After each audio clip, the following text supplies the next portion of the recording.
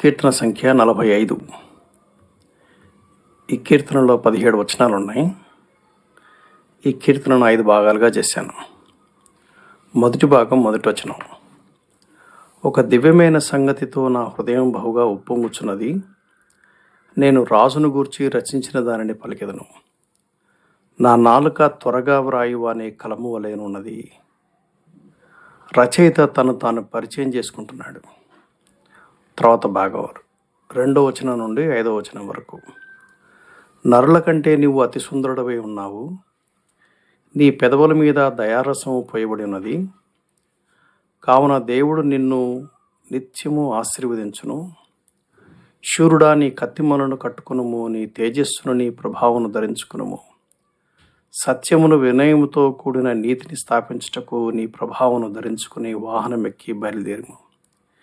నీ దక్షిణ హస్తము భీకరమైన వాటిని జరిగించుటకు నీకు నేర్పును.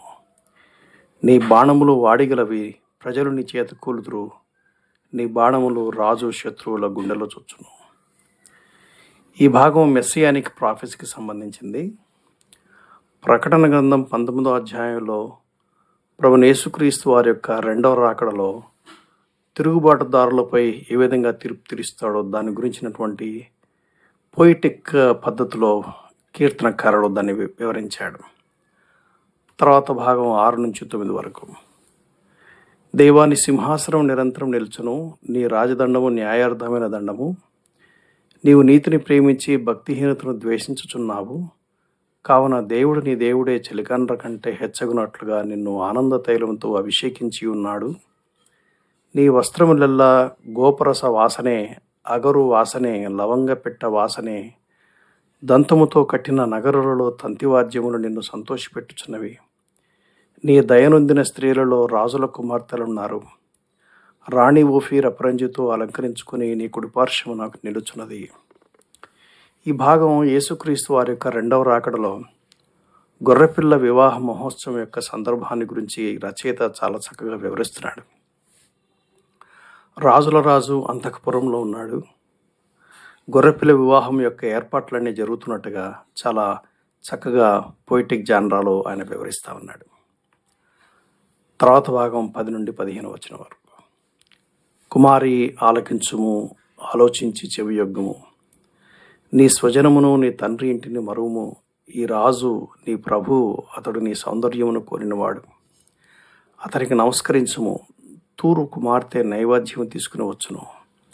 జనులలో ఐశ్వర్యవంతులు నీ దయను వెదకుదురు. అంతఃపురములో నుండు రాజకుమార్తె కేవలము మహిమగలది. ఆమె వస్త్రము బంగారు బుట్ట పని చేసినది. విచిత్రమైన పనిగల వస్త్రములను ధరించుకొని రాజునొద్దకు ఆమె తీసుకుని రాబడుచున్నది. ఆమెను వెంబడించు ఆమె చెలికెత్తలైన కన్యకలు నీ వద్దకు తీసుకుని రాబడుచున్నారు. ఉత్సాహ సంతోషములతో వారు వచ్చుచున్నారు. రాజనగరులో ప్రవేశించుచున్నారు. ఈ భాగం గొర్రెపిల్ల వివాహోత్సవం కొరకు పెండ్లి కుమార్తె అయిన సంఘం సిద్ధపడుతున్నటువంటి వివరణ. ఆధ్యాత్మికంగా ప్రభువైన యేసుక్రీస్తు వారు వరుడుతో పోల్చబడ్డారు. అలాగే సంఘం పెండ్లి కుమార్తెగా పోల్చబడింది. ఈ పెండ్లి కుమార్తె తను తాను అందంగా సిద్ధపరచుకోవడం ఆధ్యాత్మికమైనటువంటి అలంకారం. అది బాహ్య రూపకమైనటువంటి అలంకారం కాదు, ఆంతరింకమైనటువంటి అలంకారం. ఆ విషయమే అపోస్తలుడైన పేతురు 1 పేతురు 3వ అధ్యాయంలో ఆ మాటలు రాస్తాడు. అపోస్తలుడైన పేతురు కూడా ఆ మాటలు ప్రస్తావిస్తాడు. యేసుక్రీస్తు వారి 2వ రాకడకు సంఘం సిద్ధపరచమని ఈ లేఖనం తెలియజేస్తున్నట్టుగా నాకు అర్థమైంది. తర్వాత భాగం 16-17 వచనాలు.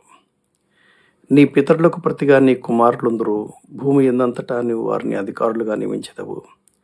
తరతరములన్నింటినీ నీ నామము జ్ఞాపకమున్నట్లు నేను చేయుదును. కావున జనములు సర్వకాలము నీకు కృతజ్ఞతాస్తుతులు చెల్లించుదురు. ఎంత బ్యూటిఫుల్ ఎక్స్ప్లెయిన్ చేశారు చూడండి. 17 వచనాల్లో యేసుక్రీస్తు వారి యొక్క 2వ రాకడను మెస్సియానిక్ సామెకు ఎంత బ్యూటిఫుల్ ఎక్స్ప్లెయిన్ చేశారో చూడండి. ఈ చివరి భాగం ప్రకటన గ్రంథం 21-22 అధ్యాయంలో నిత్యత్వంలో యేసుక్రీస్తు వారు ఈ నూతన భూమి, నూతన ఆకాశంపై, అనగా పరలోకపు యెరూషలేము వలె చిత్రీకరించబడినటువంటి ఈ దేవుని యొక్క రాజ్య పరిపాలన, ఎలా ఉంటుందో కీర్తనకారుడు మనకు వివరించాడు. అందుకనే కీర్తనకు పెట్టినటువంటి పేరు ఏంటంటే, ప్రభువైన యేసుక్రీస్తు వారి రెండవ రాకడలో తీర్పు మరియు గొర్రెపిల్ల వివాహ మహోత్సవము. సమాధానకర్తకు దేవుడే మిమ్మల్ని సంపూర్ణముగా పరిశుద్ధపరచునుగాక. మీ ఆత్మయు జీవమును శరీరమును మన ప్రభువైన యేసుక్రీస్తు రాకడ యందు నిందారహితముగాను సంపూర్ణముగాను ఉండునట్లు కాపాడబడునుగాక. ఆమెన్.